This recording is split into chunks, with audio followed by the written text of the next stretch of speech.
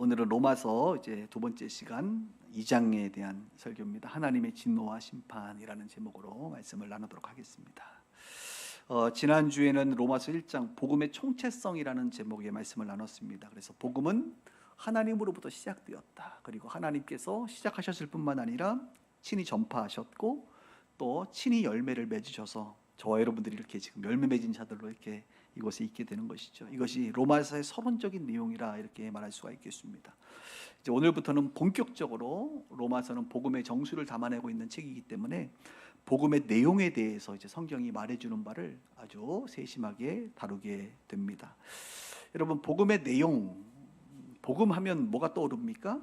보통 우리는 복음하면 하나님의 은혜와 사랑, 긍휼, 자비, 용서 이런 것들이 떠오르잖아요. 그런데 오늘 복음을 설명할 때 사도 바울은 성경은 은혜와 사랑이라는 단어보다는 진노, 심판을 처음에 꺼냈습니다. 참으로 불편하지요, 그죠? 복음에 대한 내용을 설명하면서 이 진노, 심판이라는 단어를 맨 앞에 썼다는 것은 우리의 마음을 불편하게 합니다. 복음은 여러분 기쁜 소식이 아니었던가요? 기쁜 소식 맞습니다. 기쁜 소식. 그러나 그 기쁜 소식을 온전히 듣고 알고 그 기쁜 소식까지 도달하기 위해서는 사실 우리는 먼저 이 불편한 이야기를 지나가야 한다는 것입니다. 기독교의 기쁜 소식은 불편한 이야기를 지나야만 그 기쁜 소식이 진짜 기쁜 소식이 됩니다. 복음은 달콤한 위로 이전에 현실에 대한 정확한 정직한 진단이 있어야만 되는 것이죠. 저는 오늘의 말씀을 통해서 우리 인간이 얼마나 어리석고 고집스럽고 교만한지를 알게 되기를 원합니다. 신앙생활을 하면 할수록 정말 인간은 어리석고 고집스럽고 교만한 나구나라는 것을 깨닫게 되는 것이죠. 이것이 복음이 우리 가운데 알려주는 어떤 인간의 모습이다 이렇게 말할 수 있습니다. 인간의 죄성을 더 깊이 알면 할수록 여러분, 저와 여러분들의 그 인간의 죄성을 알면 알수록 상대적으로 하나님의 사랑과 은혜의 깊이를 더 크게 알게 되기 때문에 인간의 죄성을 깊이 알아가는 것은 역설적이게 하나님의 사랑을 더 깊이 알아갈 수 있는 기회가 된다는 측면에서 매우 의미가 크다 이렇게 말씀을 드릴 수가 있습니다. 첫 번째, 하나님의 진노에 대한 이야기입니다. 오늘 우리가 읽었던 본문에 보니까 뭐라 합니까? 18절 하나님의 진노가 이렇게 시작을 합니다. 하나님의 진노로 시작합니다. 하나님의 진노가 하늘로부터 나타났다 이렇게 말하죠. 어떤 사람들에게? 불의로 진리를 막는 사람들에게. 그러니까 하나님의 진리, 이 진리가 복음인데 이 복음을 막는 사람들이 있다는 것입니다. 불의함으로 그들의 모습은 경건하지 않고 또 불의를 가지고 있다 이렇게 말합니다. 여러분, 하나님의 진노가 나타난다는 것입니다. 어디로부터? 하늘로부터. 하늘이라는 것은 하나님의 보좌, 하나님이 계신 것이죠. 그러니까 하나님의 진노가 하나님께로부터 우리 가운데 나타난다는 것이죠. 하나님의 진노가 있다는 겁니다. 특별히 그 대상은 분명합니다. 불의함으로 진리를 막는 사람들이죠. 그들은 경건치 않고 늘 불의에 대하여 불의를 가지고 살아가는 자들입니다.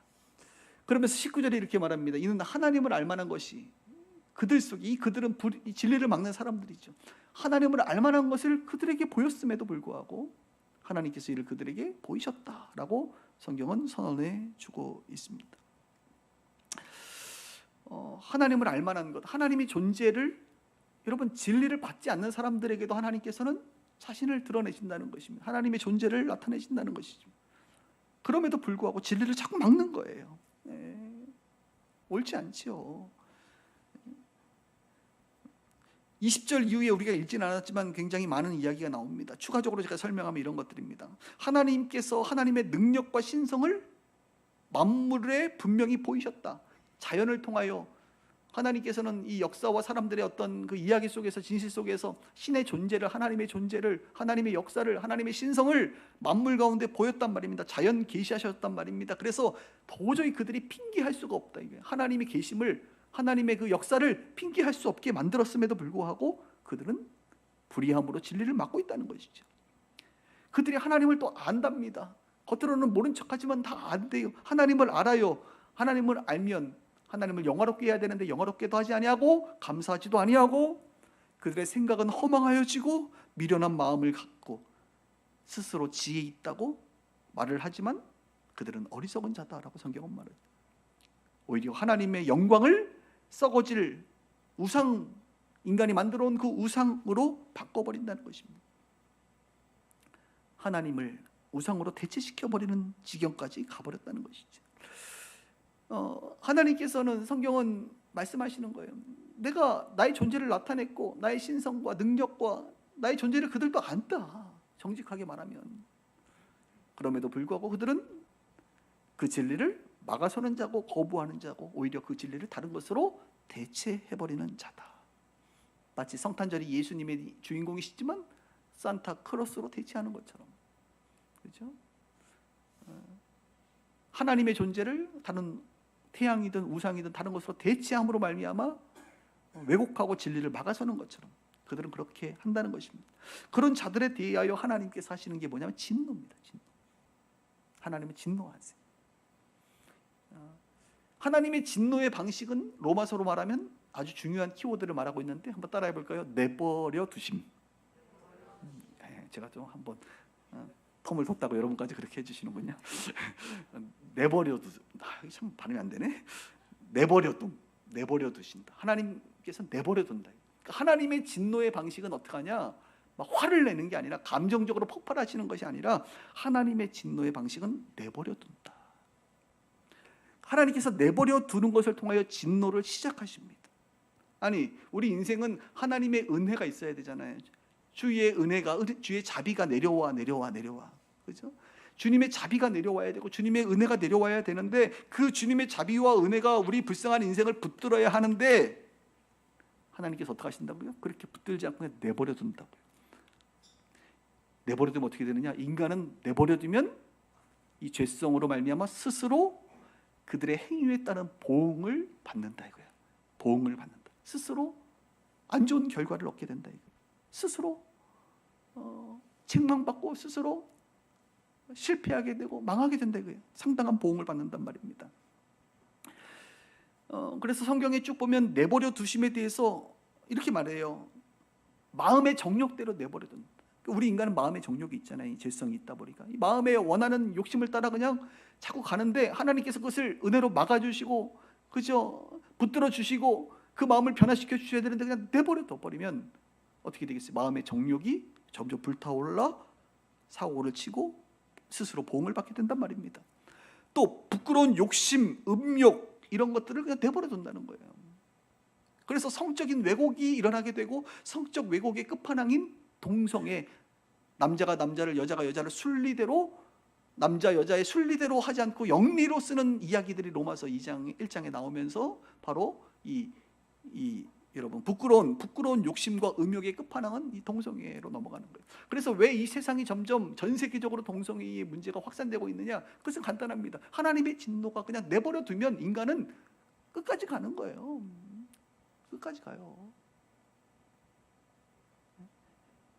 이게 자연스러운 이 죄의 이 세상의 법칙대로 가는 겁니다. 하나님의 진노가 있는 거예요. 그리고 마지막으로는 마음의 정욕과 부끄러운 욕심과 상실한 마음. 특별히 하나님과의 관계에서 하나님을 상실해버리는 그런 허무한 인생이 된다 이것입니다. 이것을 그냥 내버려 둔단 말이에요. 이 내버려 두는 게 좋은 게 아니라 뭐라고요? 하나님의 진노라고요. 진노. 이렇게 내버려 두면 이 인간들의 세계는 이런 것들이 판을 칩니다. 성경은 이렇게 적어놓고 있어요. 불의, 악의, 탐욕, 시기, 살인, 분쟁, 사기, 수군수군, 비방, 교만, 자랑, 무자비. 지금 제가 임의로 적은 게 아니라 로마서 1장이 말하고 있는 이야기들이에요.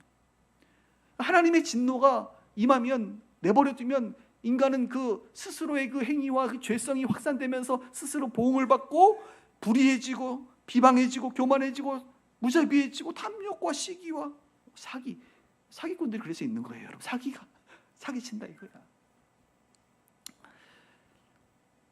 그래서 로마서 1장 마지막에는 32절에 이렇게 말하죠. 그들이 사형에 해당됨을 알고도, 그래서 이 모든 죄들의 결과가 사형임에도 알고도 자기뿐만 아니라 이렇게 자기처럼 행하는 자들에게 어떻게 옳다, 괜찮은 거야 라고 한다 이거예요.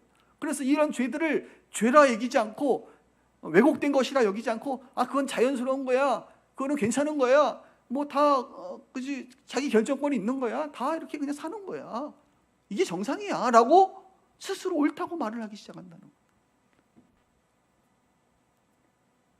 이게 하나님의 진노의 모습이에요. 하나님의 진노는 감정의 폭발이 아닙니다. 하나님은 진노할 때 감정적으로, 마치 우리가 진노할 때로 감정을 막 쏟아내지 않습니까? 그죠? 그런 식으로 하는 게 아니에요. 하나님의 진노는 감정의 폭발이 아니라 관계의 붕괴를 맞이하게 된다. 관계가 붕괴되는 거예요. 누구와의 관계? 사랑과의 관계와 하나님의 관계, 세상 자연과의 관계, 모든 관계가 붕괴되는, 특별히 하나님과의 관계에서 하나님이 내버려 둔다는 건 뭡니까? 내버려 둔다. 우리 부모님들 자녀 키울 때 자녀들이 하도 속삭이면 어떻게 돼? 네 맘대로 해. 이거 무서운 말입니다. 얘들아, 엄마가 그렇게 말을 하거든 진노하고 계심을 알아야 된다. 네 맘대로 해. 관계를 붕괴시키는 거예요. 그래서 하나님과의 관계가 내버려 두심을 통하여 관계의 단절이 일어나는 거예요. 여러분, 이것처럼 무서운 게 있나요? 정말 없죠. 부부관계도 마찬가지잖아요. 당신 맘대로 해. 이 말 무서운 말입니다. 이제 관여 안 하겠다는 거죠. 무서운 말이에요. 이게 아내의 진노입니다. 우리 남편들이요. 아내들도 마찬가지예요. 남편의 진노는 그런 것으로 나오는 거예요. 더 이상 관계를 갖지 않겠다는 거예요. 차라리 감정이 폭발하면 그게 나은 거예요. 아직 관계가 있다는 것이죠. 너 때문에 기분이 나쁘고 너 때문에 내가 힘들고, 이 관계가 있다는 거예요. 근데 하나님의 내버려 두심은 하나님의 진노라는 것이죠. 시편 81편 12절에 보면 그러므로 내가 그들을 그 마음의 완악함대로 내버려둬 자기의 꾀를 따르게 하였다. 호세아 4장 17절 에브라임이 우상과 연합하였으니, 우상 연합하면 안 되잖아요. 우상하였으니 하나님이 내버려두라 말합니다. 내버려두는 것은 뭐예요? 진노예요. 하나님의. 성경 전체에서 내버려둠은 사랑이 식었을 때가 아닙니다. 여러분, 사랑이 식었기 때문에 내버려두는 게 아니에요. 사랑이 거절당했을 때 나타나는 하나님의 고통스러운 결정입니다. 하나님의 고통스러운 결정, 이게 하나님의 진노의 모습이에요. 그래서 내버려둠은 가장 조용하지만 가장 무서운 하나님의 진노인 것이죠. 아주 사랑하는 사람이 있는데 내가 어떤 말을 하고 어떤 행동을 해도 전혀 반응하지 않고 나를 내버려두기 시작하면 어떠세요, 여러분? 마음이 눈치가 보이잖아요. 눈치가 보이고 슬슬 걱정이 되지 않습니까? 이거란 말이죠.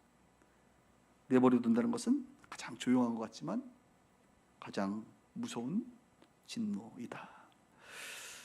이런 말씀을 들으면서 여러분의 모습은 어떻습니까? 나의 모습은 어떻습니까? 이게 과거의 나의 모습으로만 느껴지십니까, 여러분? 여러분이 진리를 막는 어리석은 사람이십니까? 그건 아니죠. 하나님을 영화롭게도 하지 않고 감사하지도 않습니까? 그것도 아닌 것 같지요. 스스로 지혜 있다 생각하십니까? 어리석은 자입니까? 그것도 아닌 것 같지요. 오늘 말씀은 나의 과거 예수 믿기 전에 이야기구나라는 것을 우리는 기본적으로는 알 수 있을 거예요. 그러나 꼭 그런 것만 아닙니다. 이 땅을 살아가고 있는 저와 여러분들은 여전히 우리의 육신의 옷을 입고 살아가는 동안 이 죄성으로 말미암아 이런 모습들이 종종 나타난다 이것입니다. 하나님을 영화롭게, 하나님께 감사하지 아니하고 자신의 영광과 당연한 것으로 여기지는 모습이 있다 이것이죠. 우리는 하나님께서 우리를 내버려 둘 때가 있다고 느껴질 때에 그것을 자유로 착각해서는 안 됩니다. 오히려 불안하셔야 됩니다. 하나님이 나를 붙들으시는 것이 은혜고 하나님이 침묵하시는 것이 가장 무서운 경고일 수 있다는 것입니다. 죄보다 무서운 것은 여러분, 죄에 익숙해지는 것이죠. 이전에는 그것이 죄로 여겨지고 두려웠고 떨렸지만 그것이 반복될 때마다 더 이상 죄가 죄로 느껴지지 않으면서 무뎌지기 시작하고 익숙해지기 시작할 때, 알면서도 행하고 행하는 것을 옳다 여기기 시작할 때, 오늘 아까 설교했던 것처럼 우리도 그것을 옳다 여기고 살아가고 있지는 않은지 우리의 모습을 점검해야 됩니다. 우리가 죄 가운데 거하는데도 하나님의 말씀과 양심의 경고가 전혀 들리지 않는다면 여러분, 이미 하나님의 진노, 내버려 두심의 진노가 시작되었을지도 모릅니다. 그래서 우리 믿는 자들의 모습 속에 이게 굉장히 중요한 거예요. 이전에 예수 믿기 전의 모습은 일단 지나간 이야기지만 여전히 예수 믿고 난 이후에도 우리가 죄 가운데 행하고 하나님의 때로는 경고를 받지만 거기에 대해서 우리가 여전히 반응하지 않고 있을 때에 하나님의 내버려 두심이 시작된다는 것은 너무너무 두려운 일이죠. 사실 하나님이 말씀을 하십니다, 여러분. 이것은 뭐 저뿐만 아니라 우리 모두가 신앙생활하면서 다 경험하는 거 아닙니까? 하나님은 수없이 말씀하시고 하나님은 수없이 경고하세요, 사실. 그런데 어리석은 인간은 어떻게 해요? 저와 여러분들은 당장 무슨 일이 일어나지 않으니까, 당장 심판이 임하지 않으니까 그것을 너무 가벼운 것으로 여기면서 그냥 넘어가기 시작한단 말이에요. 그래서 죄가 더 이상 죄로 여겨지지 않는 익숙함 가운데 빠져든단 말이에요. 하나님의 경고와 하나님의 말씀, 이것은 하나님의 마음의 표현이죠. 우리를 사랑하시고 돌이키기를 원하고 은혜 거룩하기를 원하신 주님의 그 사랑의 표현임에도 불구하고 우리는 그것을 어떤 큰일이 터지기 전에는 받아들이지 않는 거예요. 하나님은 말씀하시지만 우리가 그분의 말씀을 거부한다, 이것입니다. 큰일이 안 일어나면 괜찮은 줄 알고 그런단 말이에요. 그런 우리의 모습을 주님은 한 번, 두 번, 10번, 100번 경고하시다가 내버려둔다, 이것입니다. 스스로 봉을 당한다는 것이에요. 하나님은 감정의 폭발이 아니라 관계의 붕괴가 시작되고 있음을, 하나님과의 관계가 시작되고 있음을 우리는 눈치채야 되는데 그렇지 못할 때가 많아요. 오늘 이 말씀은 그래서 진리를 막아서고 있는 예수 안 믿는 저 불의한 자들에 대한 이야기일 뿐만 아니라 사실은 저 사람의 이야기가 아니라 오늘 주님 나의 이야기이기도 합니다 라고 여러분이 고백할 수 있다면 축복합니다. 그것이 이미 은혜가 시작된 자리라고 저는 믿습니다. 그러니까 이런 메시지들이 들릴 때 내 얘기네, 오늘 주님께서 나에게 경고하시네, 어쩌면 나에게 진노가 시작된지도 모르겠네라고 여러분들이 느끼신다고 한다면 뭐예요? 그게 은혜의 자리에 아직 있다는 거예요. 그게 아직 은혜가 임하고 있다는 거예요. 하나님의 내버려 두심이 아니라 그 말씀이 여전히 내 영혼을 치고 나로 하여금 뭔가 돌이킬 수 있는, 마치 집 나간 탕자가 돌아오도록 촉구하는 주님의 음성으로 들려진다면 그게 정말 복된 인생이에요. 그래서 신앙생활 평생 하면서 가장 복된 사람은 누구냐? 회개할 줄 아는 사람이에요. 할렐루야. 회개할 줄. 아무리 얘기해도 양심에 화인 맞은 사람처럼 회개하지 않고 그냥 옳다함을 얻고 그냥 내버려둠을 그냥 느끼고 있고 그냥 그렇게 살아가는 사람은 불쌍한 사람이에요. 어리석은 사람이에요. 그런데 말씀을 들을 때마다 남의 이야기가 아니라 나의 이야기로, 불의를 맡고 있는 저 예수 안 믿는 저 사람의 이야기가 아니라 오늘 나의 이야기로 받아들여지고 내 안에 뭔가 성령께서 문을 두드리고 있다면 그 사람은 정말 축복된 사람이에요. 아직도 그 영혼에게 은혜가 임하고 있고 하나님은 내버려 둔 것이 아니라 여전히 그 영혼에게 자비를 베풀고 있다고 저는 믿습니다. 하나님은 이렇게 진노하신다, 이것입니다. 그런데 하나님의 진노가 있을 뿐만 아니라 그 다음 단계로 넘어가는데 바로 하나님의 심판의 단계로 넘어갑니다.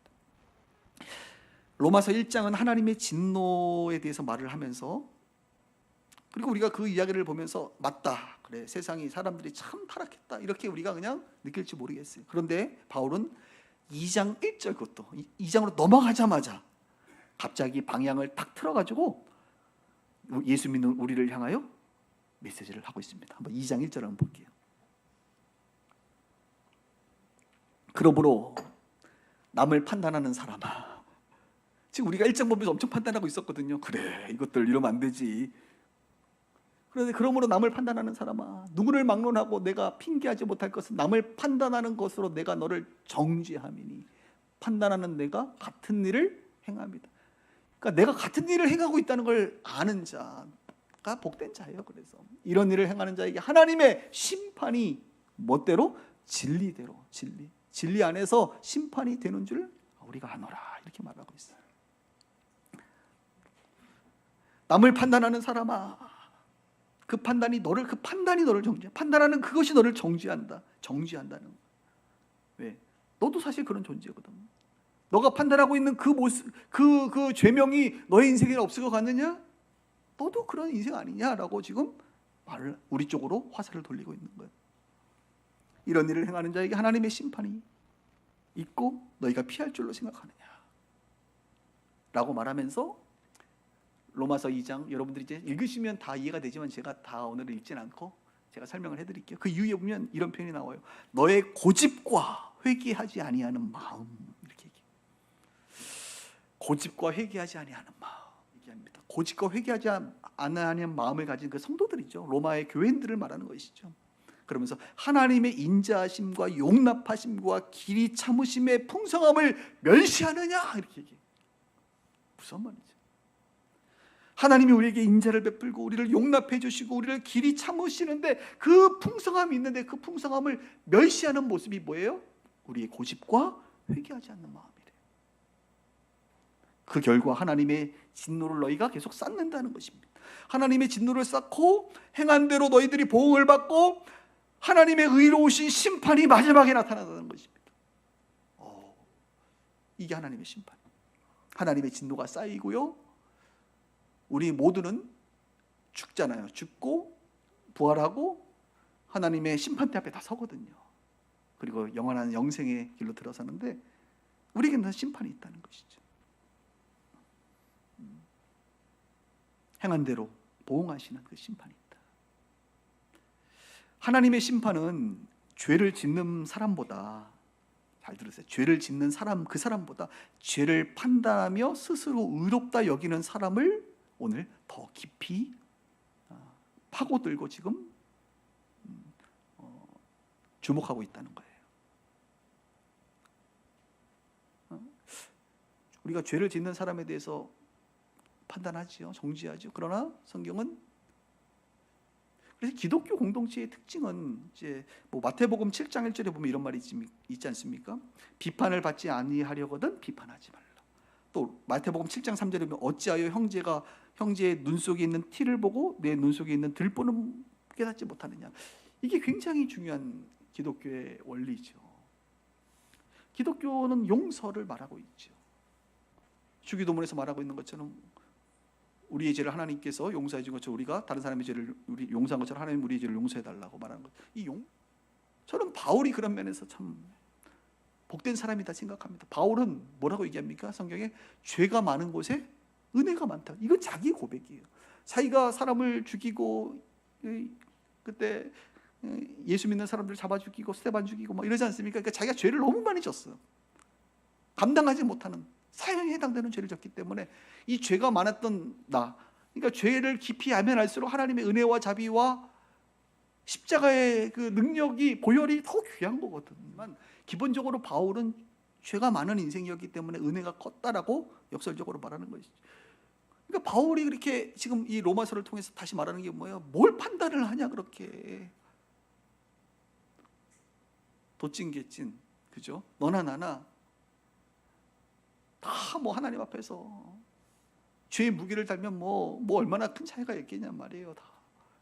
그래서 바울은 좀 당황스러운 거예요. 2장에서 이렇게 말을 하는 게, 아니 그렇게 1장에서 하나님의 진노를 받은 사람들에 대해서 우리가 보면서 야, 정말 하나님의 진노가 필요하거나 마땅하다라고 얘기하지만 그 화살이 우리에게 다시 돌리면서 너희들도 그렇다라고 하는 것을 인정해라. 너희들의 고집과 회개하지 않는 마음이 너희들에게도 있지 않느냐. 너희들도 하나님께서 그렇게 참아주시고 용납해주시고 했는데도 불구하고 너희들이 여전히 그런 모습으로 살고 있지 않느냐, 그럴 때가 있지 않느냐 라고 말하면서 판단에 대한 이야기를 하고 있는 것이죠. 여러분, 사람은 본능적으로 자신의 죄에는 이유를 붙이고 남의 죄에는 잣대를 들이대는 법이에요. 그죠? 자기의 죄에는 뭐래? 다 이유를 붙여. 뭐라고? 나는 그건 달러, 나는 좀 상황이 나는 어쩔 수 없었고 저 사람은 인격의 문제야. 뭘 인격의 문제야? 저 사람도 다 상황이 안 된 거. 근데 항상 자기의 문제에는 사람들은 다 이유를 달고 상대방의 문제는 잣대를 딱 들이대는 게 이게 인간이고요. 상담학자들 중에는 이것을 이렇게 표현합니다. 자기 합리화를 위해 세워진 판단의 심리다. 그러니까 자기 합리화를 위한다는 거죠. 그 심리적으로 나는 이유가 있는데 저 사람은 내가 용납이 안 돼. 나는 이유가 있는데 저 사람은 아니야라고 얘기하는 거라는 거죠. 성 어거스틴이 이렇게 말을 했습니다. 사람은 다른 이의 죄를 고발함으로써 자기 양심의 소리를 잠재우려고 한다. 참 대단한 묵상입니다. 그런데 여러분, 사회 비판하시는 분들, 저는 그런 분들이 있다고 생각합니다. 그 안에 뭐 열등감도 있고 아니면 분노도 있을 거고 여러 가지가 있을 건데, 다른 사람의 죄를 고발함으로 말미암아 내 안에 있는 나에 대한 양심의 그 소리를 잠재우는 효과를 얻는 것이죠. 정의를 말하고 있지만 사실은 자기를 방어하고 있는 것이다라고 성 어거스틴은 지적하고 있는 것입니다. 그리고 현대 목회자 돌아가셨지만 팀 켈러는 이렇게 말합니다. 도덕성은 우리를 하나님께로 데려가지 못한다. 오히려 우리가 하나님이 필요 없다고 느끼게 만든다. 굉장히 역설인데요. 도덕성이 뭐냐? 도덕적 우월감을 말하는 거예요. 그러니까 우리 그리스도인들 중에 아니면 세상의 사람들 중에 도덕적으로 우월감을 갖는 사람은 누구예요? 하나님께로 데려가지 못한다. 왜? 내가 죄인이 아닌데 하나님이 필요 없는 것이, 예수가 필요 없는 거예요. 죄 용서가 필요 없는 거예요. 십자가 필요 없는 거예요. 내가 도덕적으로 우월한데 내가 왜 죄인이야? 내가 왜 저기 가서 회개를 해야 돼? 이렇게 된다는 거예요. 그래서 도덕적 우월감은 우리를 하나님께로 데려가지 못한다. 오히려 우리가 하나님이 필요 없다고 느끼게 만든다. 그렇다고 해서 우리가 일부러 비도덕적인 사람이 되라는 것은 아니지만, 도덕적으로 우월하다는 것이 하나님을 만나는데 상당한 방해가 될 수도 있겠구나라는 것을 생각해 보는 것이죠. 로마서 2장은 그래서 우리로 하여금 판사석에서 내려오라는 거예요. 판사석. 로마서 2장은 판사석에서 우리를 끌어내려서 어디로 앉히느냐? 피고석에 앉게 한다는 거예요. 피고석. 죄인의 자리. 우리 또한 이러한 죄 가운데 있었고 지금도 그 연약함 가운데 넘어지는 자들이다라고 하는 것을 고발해주고 있는 것이죠. 그래서 이제 우리 모두는 판단자, 정죄자가 아니라 예수님처럼 사실 우리는 어떤 사람이 되어야 되느냐? 죄인들과 함께 식사하는 자가 돼야 돼요. 우리가 판단하는, 판사석에서 판단하는 자, 정죄하는 자, 이런 사람이 아니라 예수님은 그런 자리에 있지 않았어요. 물론 오히려 그런 자리에 있는 바리새인들과 서기관들을 향해서 오히려 주님은 호통을 치셨지. 예수 믿는다는 것은 판단자가 아니라, 정죄자가 아니라 죄인들과 함께 있는 자들이라는 거예요. 너무 중요한 것 같아요. 비스의 모든 식구들이 그렇게 되기를 바랍니다. 말씀을 들으시면서 여러분들은 어떤 자리에 앉기를 즐겨 하시는지 모르겠어요. 여러분, 판사석에 앉기를 원하세요? 피고석에 앉기를 원하세요? 판단자, 정죄자가 되기를 원하십니까? 죄인들의 식탁에서 함께 하기를 원하십니까? 이 도덕적인 우월감이라고 하는 가장 교묘한 죄. 이거 죄예요, 사실. 내려놓아야 됩니다. 도덕적 우월감은 회개를 늦추는 하나의 죄라고도 말할 수 있습니다. 나는 신앙 안에서 옳고 그름을 말하는 사람인가, 아니면 회개하고 은혜를 구하는 사람인가? 바리새인들 같은 사람이 되면, 종교인이 되면 어떻게 돼요? 늘 말씀을 대할 때 그냥 옳고 그름을 내가 대하고, 옳고 그름을 사람들에게 말하고, 옳고 그름으로 사람들을 판단하고, 이런 사람이 된단 말이에요. 아니요, 우리는 판단의 자리, 옳고 그름의 자리에 있는 자가 아니라 우리는 하나님 앞에서 말씀을 대할 때마다 회개하고 은혜를 구하는 사람의 자리에 있어야 될 줄 믿습니다. 이게 복된 사람이라고. 여러분 안에 고집과 회개하지 아니하는 마음이 있는지를 오늘은 살펴보셔야 돼요. 그리고 그동안 내가 신앙생활을 한다고 했지만 하나님이 나를 진노하시고 심판하심으로 나를 내버려 두고 있지 않은가를 한번 생각해 보셔야 돼요. 하나님이 나에게 말씀하시고 경고하셨음에도 불구하고 내가 그냥 무뎌지게 그냥 이렇게 그냥 괜찮네 하면서 혹시 살아가고 있지 않은지를 우리는 한번 돌아봐야 돼요. 그리고 하나님의 인자하심과 용납하심과 길이 참으심의 그 풍성함을 멸시해서는 안 돼요. 하나님은 멸시하는 걸 별로 안 좋아하세요. 많이 싫어하세요. 하나님은 하나님을 멸시하는 것을 굉장히 싫어하세요. 그렇다고 한다면 그분의 인자와 용납과 길이 참으시는 그 풍성함을 우리가 알아야 되고 그분 앞에 나아가 돌이켜야 합니다. 돌이킨다는 것은 회개의 자리로 나아가는 것입니다. 회개는 단순하게 말로만 회개하는 것이 아니라 방향을 리턴해서 옳은 방향으로 돌아가는 것을 말합니다. 하나님의 심판은 우리를 밀어내기 위한 것이 아니라 은혜 앞으로 다시 우리를 불러들이기 위한 수단이라는 것을 여러분 기억하시고, 혹시 여러분의 인생에 하나님의 진노와 심판이 임한 것 같다고 느껴지면 조금 늦었지만 괜찮아요. 돌이키고, 아직 우리가 죽지 않았잖아요.